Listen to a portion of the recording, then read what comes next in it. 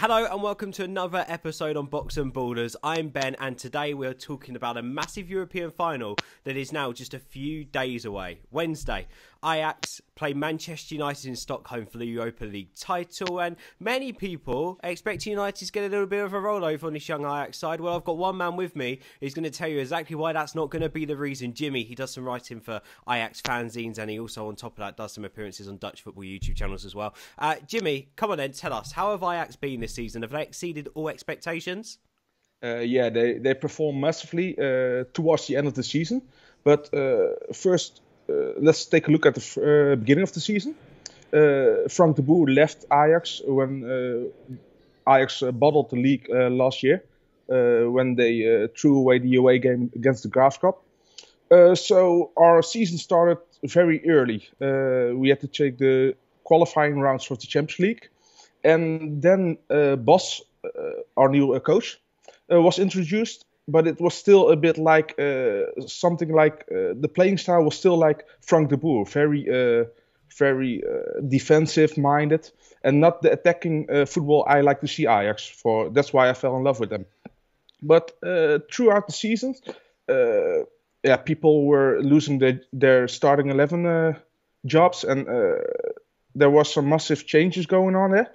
And at the end of the season now, they play marvelous attacking football. The Ajax that reminds me why I fell in love with them. Continuous pressing play. Young talents shine again. I'm in love with Ajax again. Tell me about those young talents going forward that excite you so much, Sjimmie, because we've heard about a few. Obviously, Dolberg's been linked with a move to the UK, and we're seeing loads of little YouTube videos and clips on Twitter of young Kluivert as well, who's got a quite memorable name. Tell us about your young lads going forward. Yeah, with Dolberg, we bought him like 1.5 years ago from Silkeborg in Denmark, a small club. He already made his debut there, but he was a left forward. And when the season started, he was like the third choice striker because we got Traoré from loan from Chelsea, and we got our new Colombian striker Cachera. But they didn't perform that well, and when Dolberg got his chances, he grabbed it with both hands, and he never went out of the team anymore. His composure is phenomenal for the age he has. All the makings of a top player are there, but still got a lot to prove. So I think a step to the Premier League or some other top league is still coming too soon. But within 3 years, he will be destroying defense all over Europe. And Kluivert, the name is famous, of course. Patrick Kluivert is his father, of course. But he's not the same player as Patrick was. Patrick was a real target man. He was very versatile, got strength, got finesse, he got everything. And Kluivert is more like a winger. And he did surprise me a little bit because on the youth he was a good player, but I never expected him to step up this fast. In my opinion, it was okay, but the last couple of games, he regains form again, and I love his playing style, but he's got a long way to go, and I'm not sure if he's actually that massive a talent that everyone think he is at the moment. Another talent which is massive is De Ligt, Matthijs de Ligt. He's a centre back. 1 year ago, he still played in like the youth under 17, and now he's just a massive prospect. He already made his debut in the Dutch national team. And he's got a very bright future ahead of him, especially with Davinson Sanchez in defense with him. Yeah, one lad you've got as well on loan at the moment from Chelsea, Bertrand Traoré. He's caught everyone's eye. We're expecting to see him back at Chelsea next season, I think. What have you made of him? Do you expect to see him start? The Ajax fans got a bit of a love-hate relationship with him because when we first bring him on loan, he was our first striker, but he didn't perform that well, so he lost his job. And then Peter Bos, our coach, who already knew him from Vitesse, his former club, put him on the right wing again. And he was lackluster for almost all the season, but in everything you can see he's got the talent. He got flashes of brilliance, but also sometimes 90 minutes when he performs like, yeah, he doesn't even care about the team. Yeah, I mean, some young players have that attitude, though, don't they? However, quite a positive atmosphere seems to be around this Ajax squad. David Klaassen is probably one of your most experienced players, and he's obviously the club captain. Tell us, we've spoken about the attack. You've mentioned Lit as well, the defender. Talk to us a bit more about the midfield and defence then. Have Ajax got what it takes to outplay United in the midfield, and are they strong enough at the back to deal with the likes of Marcus Rashford, Henrik Mkhitaryan, Anthony Martial possibly? Yeah, I think Mkhitaryan would be the biggest threat to us because he will cut to the inside, of course, and we don't really have like a good left back this season. Although Viergever is outstanding, but he still lacks pace and the agility to cope with Mkhitaryan, I think. And the problem is, now I told you, Viergever he had his red card last game, so she's suspended for the final. Yeah. I think the left back will be either Riedewald, who is a centre back or a defensive midfielder, or Sinkgraven. And Sinkgraven he used to be an attacking midfielder, but he regained a new position, and now he was the starting left back for for like a couple of games. How'd you go from attacking midfield to left back within a season? Because the way Bos tried to play the Ajax style is to build up. So you need to have good footballers on both backs, of course, on both full backs. And the one who was first choice last year was Mitchell Dijks. He's now at Norwich City. And yeah, I like the kid, but yeah, he does not what it takes to be an Ajax starter. So Sinkgraven in possession is a big improvement, but still is defensive liability sometimes. So you think in terms of defensively, you mentioned Mkhitaryan being a threat. What about a midfield of Herrera, Pogba, quite possibly Fellaini up against the guys in your side? Is that a worry for you? The biggest worry for me is the number 6, Lasse Schöne. He's the pivot. He's the holding midfielder, but we use him more for like the build-up playing. Although he isn't that great defensively, he can cope with it. But the problem with him is speed. He lacks speed, and I think maybe with Herrera, who is very agile, he can make it difficult for him.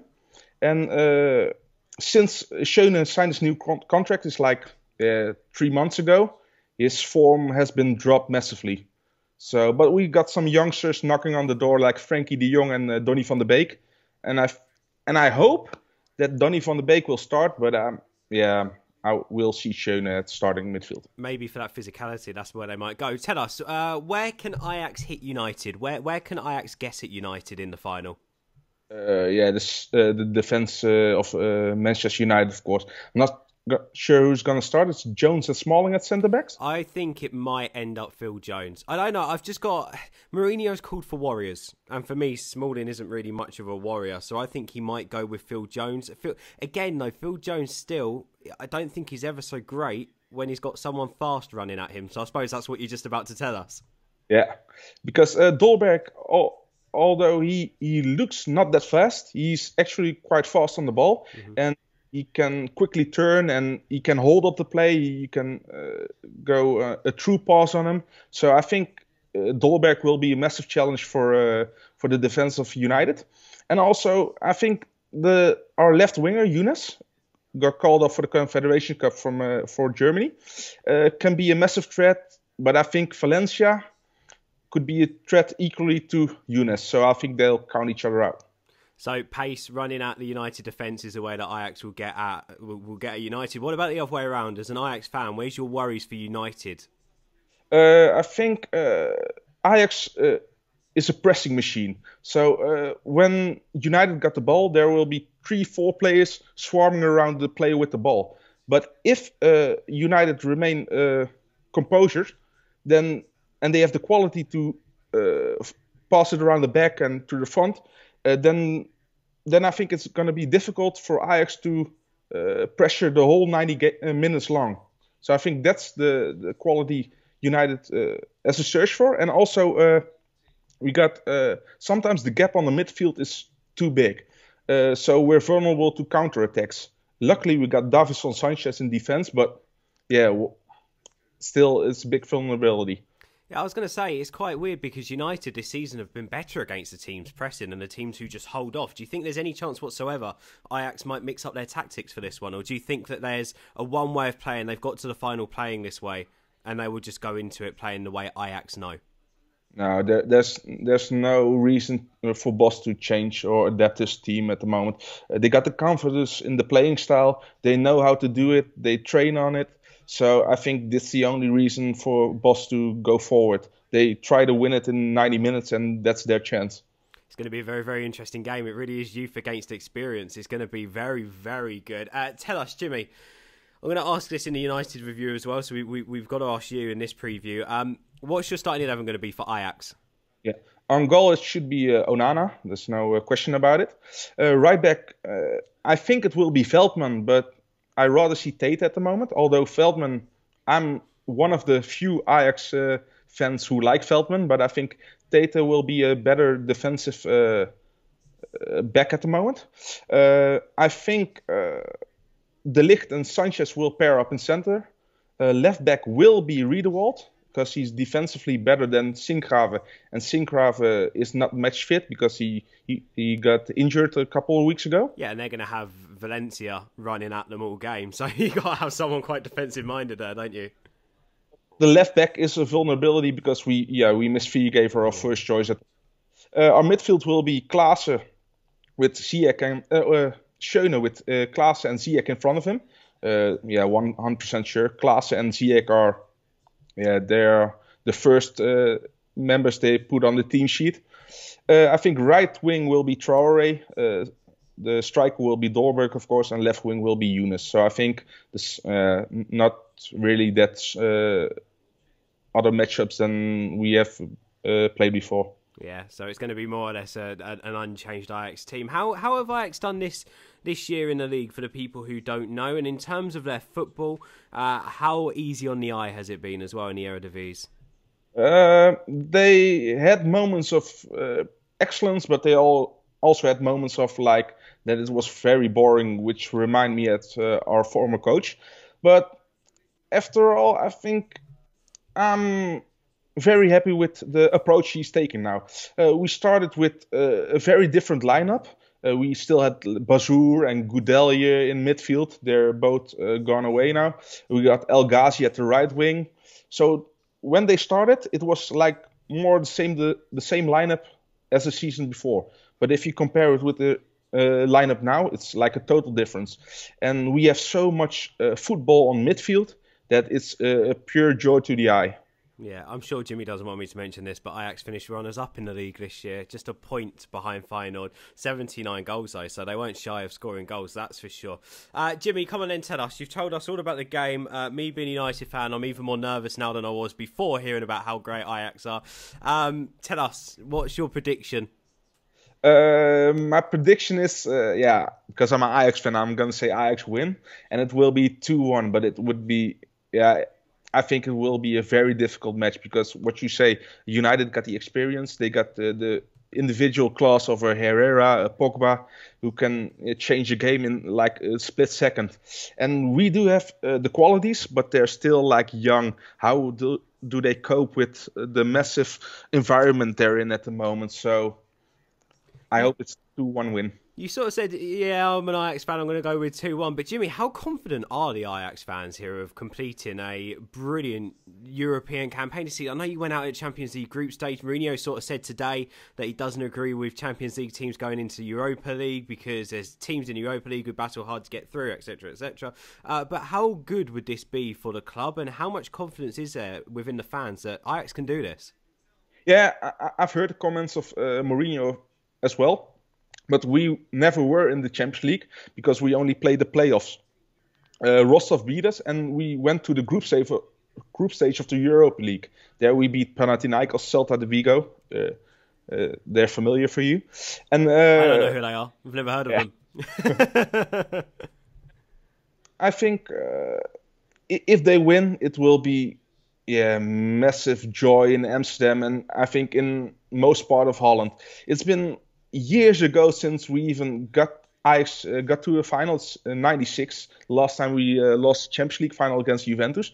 It's been decades ago that even a Dutch club won something. It was Feyenoord with the UEFA League team a couple of years ago. I think when we actually win it, nobody talks about the championship of Feyenoord anymore. I think it will be all Ajax, what's in the media and the buzz on the streets. Yeah, you said there about the party in Amsterdam. I think if Ajax win it, even I'm going to come to that party. God, Amsterdam now to throw a party. Sjimmie, thank you so much for coming on the preview. Hopefully we'll catch up with you after the game as well. It'd be nice to end it with a review from you two, no matter what the score is. Obviously, I'm hoping that it goes a little bit different to how you're predicting, being the massive red I am. However, for the neutral out there, I think I speak for both of us when I say it's going to be a fascinating game, right?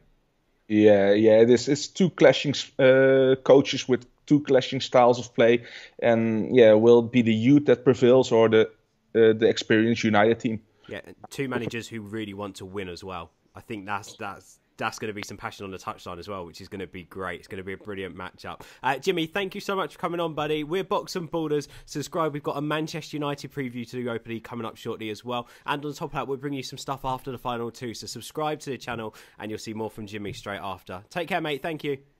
Bye-bye.